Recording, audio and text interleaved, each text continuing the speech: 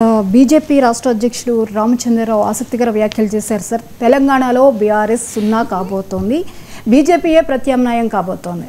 అంతేకాదు కమలం party gateway of తెలంగాణగా అవ్వబోతోంది అని చెప్పేసి ఆయన వ్యాఖ్యానించారు సార్. ఈ వ్యాఖ్యల్ని ఎలా చూడాలంటారు? గేట్వే ఆఫ్ తెలంగాణ కానీ చాలాసార్లు గేట్ దగ్గర ఆగిపోతున్నారు. సమస్యది గేట్ లోపలికి రావడం లేదు. గేట్వే తెలంగాణ గేట్ దగ్గర ఆగిపోతే ఎట్లా? సో అందువల్ల భారతీయ జనతా పార్టీ గేట్ దగ్గర ఆగిపోయిందంత దానికి ప్రూఫ్లు చాలా ఉన్నాయి కదా. మీకు దుబ్బాక, హుజూరాబాద్ ఉప ఎన్నికలు, జిహెచ్ఎంసీ ఎన్నికల్లో బీజేపీ సాధించిన అపూర్వమైన విజయాలు. ఎందుకంటే దుబ్బాకలో మామూలు మోరింపు కాదు, అది BRS sitting seat. BRS sitting సీట్లో బీజేపీ సో పూర్తి శక్తులు బీజేపీ కార్యకర్తలంతా రంగంలో దిగి పెద్ద ఎత్తున కృషి గెలిపించారు. అఫ్కోర్స్ రఘునందన్ రావు బీజేపీ కార్యకర్తల కృషి కన్నా తన పలుకుబడి, తన వ్యక్తిగత కృషి ముఖ్యమని అనవచ్చు. కానీ బీజేపీ కార్యకర్తల కృషి లేనిది రఘునందన్ రావు రోజులు దుబ్బాక గెలిచేవాడు. అఫ్కోర్స్ రఘునందన్ రావు అభ్యర్థిత్వం కూడా ఖచ్చితంగా గెలుపుకు ఒక ఫ్యాక్టర్ కాదని ఎవరు అనలేరు. సో కానీ ఆయన అప్పుడు మునుగోడుతో పోల్చి అక్కడికి అమిత్ షా వచ్చినా ఓడిపోయాం, నా దగ్గరికి అమిత్ షా రాకపోయినా గెలిచామని కంపేర్ కూడా చేసుకున్నాడు. కానీ బీజేపీ కార్యకర్తల శ్రమ, వాళ్ళ కృషి అపూర్వమైనది దుబ్బాక గెలుపులో. సో ఆ రకంగా బీజేపీ శ్రేణులన్నీ తీసుకున్నాయి కనుక మీకు దుబ్బాకలో స్వల్ప మెజార్టీతో 1000 ఓట్లతో బయటపడగలిగింది బీజేపీ. తర్వాత హుజూరాబాద్ అయితే కనీవిని ఎరగని ఉప ఎన్నిక. కేసీఆర్ తనకున్న సర్వశక్తులు ఒక ఉప ఎన్నికలో పెట్టి ఈటల రాజేందర్ను ఓడించడానికి ప్రయత్నం చేశారు. మామూలు ప్రయత్నం కాదు. నాకు బీఆర్ఎస్ నాయకులు కొంతమంది చెప్పారు, అసలు మా సార్ నేను ఏనాడు చూడలేదు ఇట్లా అని. ప్రభుత్వము దళిత బంధు లాంటి పథకాలు ప్రకటించి ప్రభుత్వాలు ఎన్ని చేయాలో ఎన్ని చేయకూడదో అన్నీ చేశారు. ఎన్ని చేయాలో అన్నీ చేశారు, ఎన్ని చేయకూడదో కూడా అన్నీ చేశారు. కమ్ వాట్ మే ఈటల రాజేందర్ను ఓడించాలి అని. బట్ ఈటల రాజేందర్ 25,000 మెజార్టీతో గెలిచాడు. ఈ 2 విజయాలు మామూలు విజయాలు కాదు. జిహెచ్ఎంసీలో బీఆర్ఎస్ను ఒక రకంగా ఒక దశలో కంగు తినిపించి అసలు అధికారమే వస్తుందా అనే పరిస్థితి, బీజేపీ మేయర్ వస్తుందా అనే పరిస్థితి కూడా వచ్చింది. ఆ టైంలో కాంగ్రెస్ పరిస్థితి ఏంటి? హుజూరాబాద్లో 3,000 ఓట్లు, మీకు దుబ్బాకలో డిస్టెంట్ థర్డ్. చాలా అద్భుతంగా ఉంది. వదిలేస్తే మొత్తం తినేస్తాను, నా సరదా తీరేంత కొంచెం ఇంకొక తిని వదులుతాను. కానీ చాలా బాగుంది. కానీ ఎంత తిక్కుగా ఉంది మీ ఇక్కడ. So nice. నాగార్జున సాగర్లో జానారెడ్డి లాంటి కాంగ్రెస్ కురు వృద్ధుడు, భీష్మాచార్యుడిగా వెటరన్, అన్ని ప్రభుత్వాల్లో మంత్రిగా ఉండి ప్రతి ఎన్నికలోనూ గెలవగలిగే సామర్థ్యం ఉన్న నాయకుడు, మామూలు నాయకుడు కాదు కదా జానారెడ్డి. ఎన్టీ రామారావు కాలం నుంచి చూస్తున్నాం ఆయన ప్రత్యేకతను. సో అలాంటి జానారెడ్డిని నోముల నరసింహయ్య, స్వర్గీయ నోముల నరసింహయ్య కుమారుడు, ఒక కంపారిటివ్లీ పాలిటిక్స్లో కొత్తవాడు, అలాంటి వ్యక్తి ఓడించగలిగాడు నాగార్జున సాగర్లో. కాంగ్రెస్ పార్టీ గెలవలేకపోయింది. మీకు హుజూర్ నగర్లోనైతే ఉత్తమ్ కుమార్ రెడ్డి పార్లమెంట్ సభ్యుడు, ఆయన రాజీనామా చేసిన సిట్టింగ్ సీట్లో కాంగ్రెస్ ఓడిపోయింది. సో ఇవన్నీ చూసినప్పుడు సహజంగానే గేట్వే ఆఫ్ తెలంగాణగా ఆ రోజు కూడా బీజేపీనే భావించారు. బీఆర్ఎస్కు బీజేపీయే ప్రత్యామ్నాయము అని భావించారు. కానీ ఏం జరిగింది? అసెంబ్లీ ఎన్నికలకు వచ్చేవరకు డామిట్ కథ అడ్డం తిరిగింది. బీజేపీకి 14% ఓటింగ్ వచ్చింది. 2019 లోక్సభ ఎలక్షన్లో 20% వస్తే 2023 అసెంబ్లీ ఎలక్షన్లో 4 ఏళ్ల తర్వాత 14% వచ్చింది. 20% కాస్త 14% పడిపోయింది. 1/3 ఓటింగ్ ఎగిరిపోయింది. లోక్సభ ఎన్నికల్లో ఈసారి కూడా మళ్ళీ 35% వచ్చింది. కానీ అసెంబ్లీ ఎన్నికల్లో నిలబడుతుందా? ధర్మపురి అరవింద్ ఒక ఇంటర్వ్యూలో ఆవేదన పూరితంగా, అదేదో పార్టీని ధిక్కరించేందుకో పార్టీని విమర్శించేందుకో అనలే, ఒక భారతీయ జనతా పార్టీ ఎందుకు రాష్ట్రంలో అధికారంలోకి రాలేకపోతుంది అన్న ఆవేదన నుంచి ఆయన ఒక వ్యాలిడ్ క్వశ్చన్ వేశాడు. మేము ఎందుకు లోక్సభ ఎన్నికల్లోమో ఇంతగా గెలుస్తున్నాం? 24లో 8 లోక్సభ సీట్లు, 8 సీట్స్, 2019లో 4 సీట్స్ గెలిచాము. కానీ అసెంబ్లీ ఎన్నికల్లో మీరు చూడండి, 2014 తెలంగాణ వచ్చాక 5 సీట్స్, 2018లో ఒక్క సీట్, 5+1 6. ఇప్పుడు 2023లో 14. ఉప ఎన్నికల్లో 2 అనుకుందాం, 14 సీట్సే టు 16 సీట్సే కదా. ఆ ఉప ఎన్నికలు పక్క పెడితే 14 సీట్స్, 5 + 1 + 8. తెలంగాణ వచ్చాక 3 అసెంబ్లీ ఎన్నికలు జరిగితే 3 కలిపి బీజేపీకి వచ్చినాయి 14 సీట్లు. 5 + 1 6 + 8. మరి 3 ఎన్నికల్లో ఎన్ని అసెంబ్లీ సీట్లకు పోలింగ్ జరిగింది? 119 × 3 అంటే 357, 357 అసెంబ్లీ సీట్లలో ఎన్నికలు జరిగితే బీజేపీకి వచ్చినాయి 14 మాత్రమే. సో మరి ఏమవుతుంది రాష్ట్రంలో? ఈ లెక్కన ఏం చెప్పింది కాదు, మళ్ళీ ధర్మపురి అరవింద్ అది కూడా ధిక్కార స్వరంతో క్రమశిక్షణ రాహిత్యంతో అన్న మాటలు కావు, ఆవేదనతో అన్న మాటలు.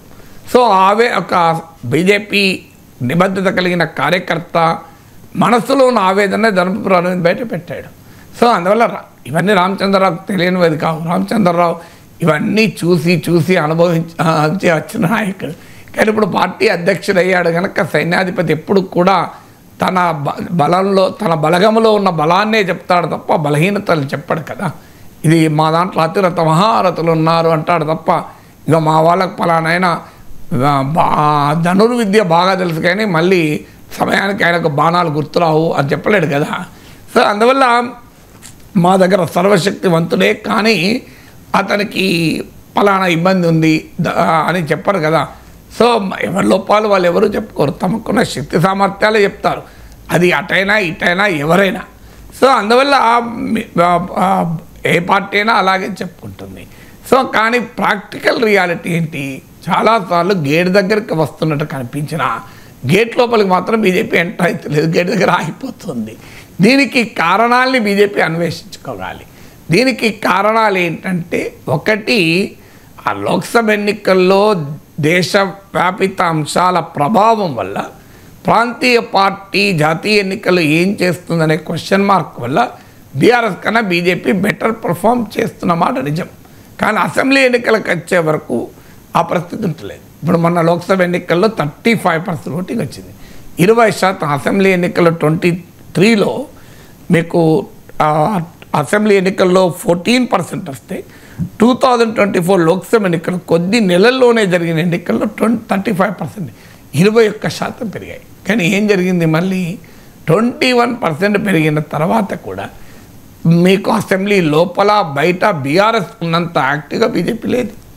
ఇలా రాజకీయ శిబిరంలో మీరు చూడండి, బీజేపీ 35% ఓటింగ్ వచ్చాక ఏ స్థాయిలో ఉండాలి?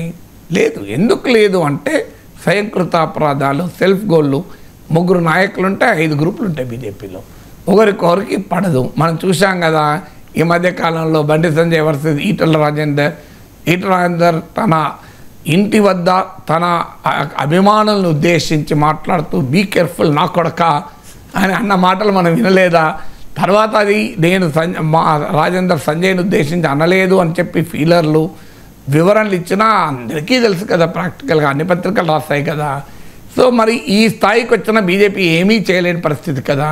ఇప్పుడు ఒక సీనియర్ నాయకుడే కావచ్చు, పార్టీకి చాలా అవసరమైన నాయకుడే కావచ్చు, బట్ స్టిల్ ఏం చేసింది పార్టీ? చూస్తూ ఊరుకుంది.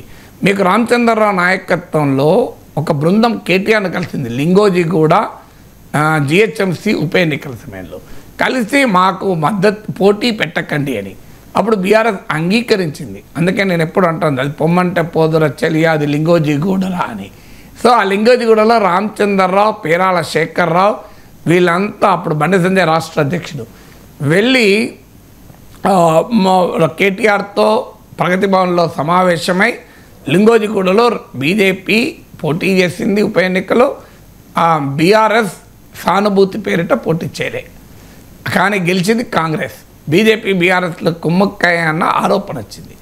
సో కానీ అప్పుడు రామచంద్రరావు, పేరాల శేఖర్రావు పార్టీకి అడగకుండా వాళ్ళు సొంత నిర్ణయాలు తీసుకున్నారని ఒక కమిటీ వేసి ఆయన క్రమశిక్షణ చర్యలు అన్నారు. ఏం జరిగింది? రామచంద్రరావు పార్టీ రాష్ట్ర అధ్యక్షుడు అయ్యాడు. సో లింగోజీ కూడా ఎపిసోడ్కు నాయకత్వం వహించి పార్టీ క్రమశిక్షణ ఉల్లంఘించారన్న ఆరోపణ గురైన నాయకుడు కాస్త పార్టీ రాష్ట్ర అధ్యక్షుడు అయ్యాడు కదా. సో అందువల్ల మీకు ఆ లింగోజిగూడ ఎపిసోడ్ నుంచి ఇప్పుడు బీ కేర్ఫుల్ నా కొడుకు ఎపిసోడ్ వరకు ఆ మధ్య పేరాల శేఖర్రావు ఓపెన్గా ఫేస్బుక్లో పెద్ద పోస్ట్ పెట్టాడు కదా పార్టీ నాయకత్వాన్ని. ఇలా పార్టీ నాయకత్వాన్ని ధిక్కరిస్తూ పార్టీ క్రమశిక్షణ రేఖను దాటుతూ పార్టీలోనే లీడర్లు పనిచేస్తుంటే ఏం చేయగలుగుతుంది పార్టీ నాయకత్వం? దాని classic example Etela Rajender versus Sanjay episode కదా. సంజయ్ మీరు ఇది ఏం జరిగింది మరి? అందువల్ల ఇవన్నీ మనం చూస్తున్నాం కదా, ఈ వ్యవహారం అంతా చూస్తున్నాం. సో ఇది మరి ఎక్కడికి పోతుంది బీజేపీ? అవకాశాలను ఎందుకు ఉపయోగించుకోలేకపోతుంది అనే ప్రశ్న ముందుకు వస్తాయి. అయితే అరువు తెచ్చుకున్న నాయకులతో బీజేపీ ఇక్కడ హంగామా చేద్దామని చూస్తోంది. అంటే బీఆర్ఎస్లో కాంగ్రెస్లో ఓడిపోయిన అసంతృప్తితో ఉన్న నాయకులందరినీ తీసుకొని గెలుద్దామని, అంటే హోమ్ గ్రోన్ ఆపరేషన్ కాకుండా ఇంపోర్టెడ్ ఆపరేషన్గా చేయాలి అని. బట్ ఆ ఛాలెంజెస్ అయితే బీజేపీకి డెఫినెట్గా ఉన్నాయి. సో అందువల్ల సైన్యము లేదు, నాయకులు ఉన్నారు. వ్యూహము ఉంది కానీ ఐక్యత లేదు. సో సైన్యము లేదు, నాయకులు మాత్రం ఉన్నారు. గ్రాస్ రూట్స్లో మీకు కాన్స్టిట్యున్సీ లెవెల్లో సొంతగా కాంగ్రెస్ పార్టీకి ఉన్నట్లు ఎమ్మెల్యేలుగా గెలవగలిగే సామర్థ్యం ఉండి సొంతగా ఒక 20,000 ఓట్లు తెచ్చుకోగలిగే నాయకులు బీజేపీకి 119 సీట్లు ఎంతమంది ఉన్నారు చెప్పండి. అందుకే నేను సైన్యము లేదు, నాయకులు ఉన్నారు. వ్యూహం ఉంది, ఐక్యత లేదు. మామూలు కానీ జాతీయ స్థాయిలో పరిస్థితులు అనుకూలంగా ఉన్నాయి, కానీ రాష్ట్ర స్థాయిలో వాటిని ఉపయోగించుకునే నైపుణ్యాన్ని బీజేపీ ప్రదర్శించలేకపోతుంది. అందువల్ల భవిష్యత్తు ఏమవుతుందని మనం చెప్పలేం, కానీ ఇప్పుడున్న పరిస్థితి అది.